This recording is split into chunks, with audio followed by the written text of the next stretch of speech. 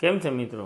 આજે હું તમને સમક્ષ લાવ્યો છું જીએસટી રિલેટેડ. અને જીએસટીમાં 2 દિવસ પહેલાં મારા એક ક્લાયન્ટ આગળ એક પ્રશ્ન આવ્યો. મને એવું લાગ્યું કે આ મારા ફ્રેન્ડ્સ અને ફોલોવર્સને આ પ્રશ્નનો ઉકેલ કઈ રીતના રાખવો, કઈ રીતના એનું સોલ્યુશન કરવું એ મારે જાહેર કરવું જોઈએ. તો એ માટે હું તમારી સમક્ષ એક વિગત લઈને આવ્યો છું. દાખલા તરીકે એક એવી મશીનરી છે કે જે એક વાહનમાં આવી શકતી નથી. તેના માટે એક અથવા વધારે વાહનની રિક્વાયરમેન્ટ છે કે 1, 2, 3 વાહનની રિક્વાયરમેન્ટ છે, પરંતુ તેનું બિલ એક જ બને છે. તો તેવી સિચ્યુએશનમાં શું કરવું જોઈએ?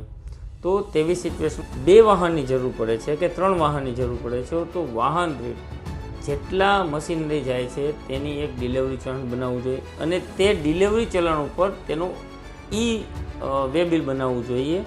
વે બિલ ભલે તમે બિલ એક બનાવો છો, પણ ડિલિવરી ચલણ તમારે 3 ટ્રક્સ છે તેનું અલગ અલગ બનાવવું જોઈએ. 3 અથવા 4 કે XYZ જેટલી મશીનરી જે ટ્રકમાં આવે છે એ મુજબ એનું ડિલિવરી ચલણ બનાવવું જોઈએ. ડિલિવરી ચલણ મુજબ તમારે વે બિલ બનાવવું જોઈએ અને જે તમારું લાસ્ટ જે તમારો ટ્રક જાય છે તેમાં તમારે પૂરું બિલની વિગત તેમની સાથે રાખવી જોઈએ.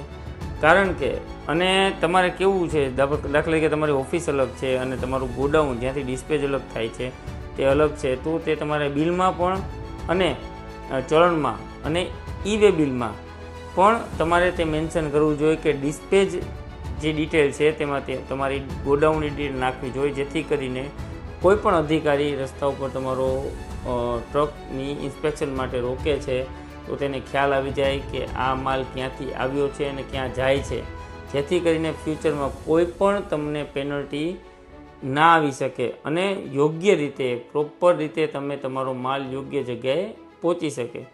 અને ઘણીવાર કેવું થાય કે તમે સાચા છો પણ ડોક્યુમેન્ટ રીતે તમે પ્રોપર તમે ફોલો કર્યું હોય, પ્રોપર ડોક્યુમેન્ટ પણ મેન્ટેન ન કર્યા હોય, તો તેની પણ પેનલ્ટીની જોગવાઈ તે જીએસટીના કાયદામાં છે.